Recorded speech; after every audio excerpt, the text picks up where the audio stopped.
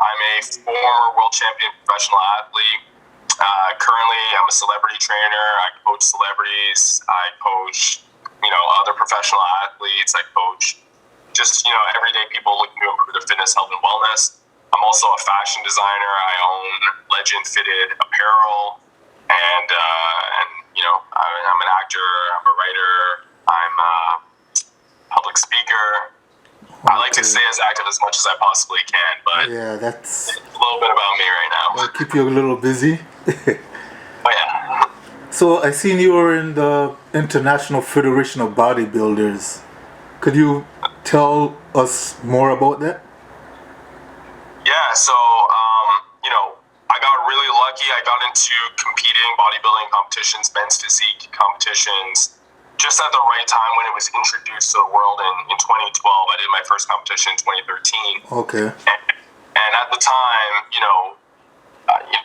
there was a tier system of how to become a professional athlete. And, there was a lot of competition in regards to being a natural athlete and getting to the pro leagues without taking enhancements or drugs or steroids or anything like that. Yeah. That was forced through World Anti-Doping Association guidelines, right? And I was able to kind of climb the ladder all the way to win the Canadian National Championship, and then going on to win the World Champion title, which was the first World Champion title for Canada as well.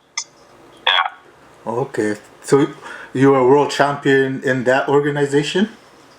Yeah, so I was a world champion. I was also an Olympian and a gold medalist Oh. in my in my field of practice. Yeah, Okay. and I did 100% natural, no drugs, no steroids, no nothing. Yeah. And I got to the highest level of competition, which is Mr. Olympia competition, and that's where Arnold Schwarzenegger was Mr. Olympia, Yeah. 7-time champion, and I was able to represent Canada on that same stage too in my respective division. Oh, congratulations, man. That's some top level stuff you're doing, man. Yeah, for Canada, my brother, for Yeah. Canada. So you're now doing more training of athletes and actors. Could you tell us more about that? Yeah, so not too long ago, about a year and a half, 2 years ago, I was able to work with some actors on set for their TV show American Gods. Yeah.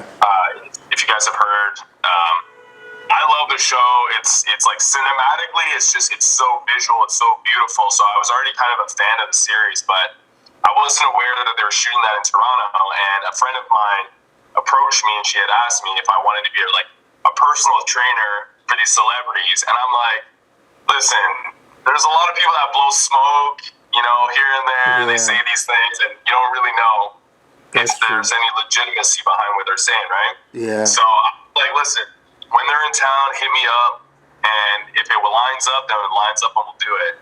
And she hit me up, and it was for the second season of American Gods, and I got to work with the star of the show, Whittle. Shadow Moon is his name. And I got to work also with Pablo Schreiber, who I worked even more so closely to, and he's one of the supporting starring actors. And he's been in movies with The Rock, and I got to hang out with The Rock's family actually in New York because of that. But we can get to that, I'm sure.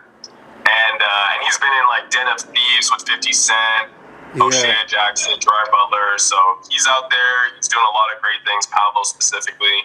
And he's going to be the face of Master Chief in the Halo, the Halo video game. They're doing a TV adaptation, I should say. Yeah. And I got to work with him, and he's a beast. And it was a really great experience to do that. It actually kind of reignited the fire for me to get back into training. Just like everybody, athletes or movie stars or other types of celebrities and stuff like that, because of the demand that it required to train those guys was so ultimate that, when you train a stay-at-home mom, for example, her goals aren't as intense, and you don't need to push her to the limit. She's not trying to look like an American god. She's just trying to be in shape and feel better about herself, right? So that was one of the things actually that kind of brought me back into coaching, because I had been doing that for 7 or 8 years, professionally as a fitness and health consultant when I was living in Ottawa at the time. Yeah. So with the pandemic in 2020 with the COVID-19, has there been an increase of people trying to stay in shape and be fit to try to avoid getting the virus? Like an increase of business?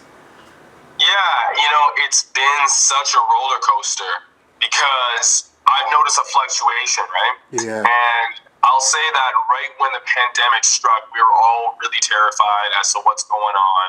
And, gyms are closing down. Everything was shutting down. So there was this panic. And I recall even myself within the first 2 weeks of the pandemic, I didn't work out. I didn't have the resources in my condo, in my house, to do any training. And then I noticed that I started just eating bad. I was like, you know what? I'll eat these cookies, or I'll eat this, or I'll eat that, or whatever. Yeah, because you're home. That's what happens. You're just home. So, you just start eating. Yeah, it was Netflix and chill every hour of the day, all day, all week. Yeah, that's what happens. So I got into the kind of notion that this is probably happening for other people, because I was a professional athlete, so for me it's almost conditioned into my mentality of you have to work out, you have to train, you have to eat healthy. But even I found myself, I was affected, and I felt that I wasn't motivated to want to eat better because I was like, well, what's the point? And then summer started to roll around, and I started doing these outdoor boot camps and really spacing people out. It was called Fit in the Six. Yeah. It was very successful. We did our first one on Canada Day, and it was pro bono. We took no money from that, zero, just for the people, for Canada. And we had an amazing turnout. And I think those boot camps, we did a few more later on, and they were very successful. And that's what a lot of people really kind of were more motivated to just have that human to human connection, just to be around people, because we were isolated and locked down for so long, even though we were socially distancing each other at the events. And then as I noticed that, later in August, the gym started to open back up, it was a lot of people didn't want to go back to the gyms to train, so they started hiring me to train them, or they wanted nutrition plans online, or they wanted to come and train with me in person because their gyms now had shut back down. So I noticed actually towards where we are right now at the end of the year that there was an increase in business simply because people have accepted the fact that their gyms probably aren't going to open up. Yeah. And maybe they don't want to go and buy the equipment, or the place is too small, or they need somebody that's physically there to educate them on the exercises, educate them on their nutrition, and just kind of motivate them as well. And what would usually be a dead time of the year for the fitness industry, I'm grateful to say that it's been, pretty busy. Okay. So you have an organization called Legend. What is exactly the directive for that company? Yeah. So I have a few companies that fall under the Legend umbrella. Yeah. And currently, the two that I'm able to share and discuss right now, because I have a few other things that are kind of coming up. One of them is Legend Nation, and Legend Nation is our coaching platform. It's our coaching team. It's me taking a lot of different people from all over the world and helping them improve their fitness, their health, their wellness, and kind of just educating them and motivating them on what type of adjustments they can do to live a better, healthier life. So Legend Nation is this nice community. It's pretty big, but it's also pretty small at the same time, and I kind of like it like that. Because everybody in there kind of feels like a family still, and they all kind of just communicate with each other. And close connection. Yeah, and sometimes I'll go into the group chats and I'll leave a comment and nobody will say anything to me, and I laugh because I'm like I'm supposed to be the authority here in this group, right? Yeah. But I love it too because it just shows to me that there's this legacy that is being built here with all these people coming together, and they're all hanging out with each other outside on their own time or going to different events and stuff. So it's created this beautiful community where everybody knows kind of that everyone else within that community is a very like-minded individual and share a lot of multiple interests amongst each other, right? So Legend Nation is what I created quite some time ago, and it's really evolved and taken off, and I'm really proud of that. And then the other one is Legend Fitted, and that's the apparel company, which I've been doing since like 2013 when I was living in Ottawa, and it's been difficult trying to find the right people to work with, whether it's manufacturing or distribution and whatnot. But we've got now some celebrities that have supported the brand, and they've worn the hats at the time, or the shirts or the hoodies or whatever it may be, and that movement has taken off quite a bit, and we're doing a full rebrand right now. So launching in 2021, you guys are going to see some brand new designs, some more creative colors, some more creative styles and fashion, and that's where my passion is. I really want to kind of just create something that's an extension of myself that really empowers people, because I love to see the smile on people's face when they get some of that Legend apparel, and they just you can see instantly they just feel better about themselves by wearing it alone. Yeah, that's the thing, you look good, you feel good. That's how it is. Yeah. So for anyone wanting to get healthier in these times, what would you say is a good starting point where someone wants to contact you for training? So if somebody wants to contact me, the easiest way is through my Instagram, Eren Legend, IFBB Pro, and Eren Legend is EREN Legend. If you just type that in, you'll probably find me. But yeah, I like to just start people off easy. Like, a lot of people really get into the notion of you have to go 110% and cut all of this stuff out and add all of this stuff in order to see progress. And it doesn't need to be that complicated. If anything, that's actually going to hurt you in the long run.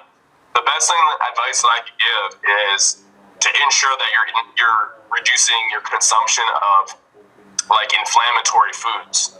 You don't want to be eating stuff that's going to cause your body or your digestive system or alters your DNA and just forces your body to work harder to have to process and work through, right? So a lot of what I do with my clients is I actually end up feeding them more food than they've ever eaten in their life. And it's funny because the majority of them are like, that's like the opposite you would think. Yeah, it's opposite what you think. They think diet means that, I'm starving them, but I'm like, no, I want you to eat all of this food. And the two things that most clients say, and this is almost without fail, is like, Eren, like, I can't believe that I lost this much fat in such a short time. I'm eating so much food. Yeah. So there's a whole science to it and understanding kind of how most people's bodies work, but everybody is different too, and that's one of the things that I enjoy about business as well, is that it kind of keeps things fun and spicy. It's like I just finished training a vegan athlete for a fitness competition, and although we didn't have much time, we had 6 weeks, we were able to transform his body, in an incredible way. So, and he's a vegan, right? So that's like, that serves other complications too. But I take a lot of pride in what I do and how I work with people that I work with, and ultimately we're all very like-minded individuals. So for anybody that wants to join Legend Nation, I say, do yourself a service, really, of really just trying to find somebody that you think is going to help you get to that next level, because you might have so much more potential within yourself that you don't even realize that you have, because of certain lifestyle habits that are holding you back, and you might not even be aware of that. So hire a professional to teach you just one time, what works best for you, and then once you learn that stuff, you won't unlearn it, and if you can make it a lifestyle, then our job is done. Yeah.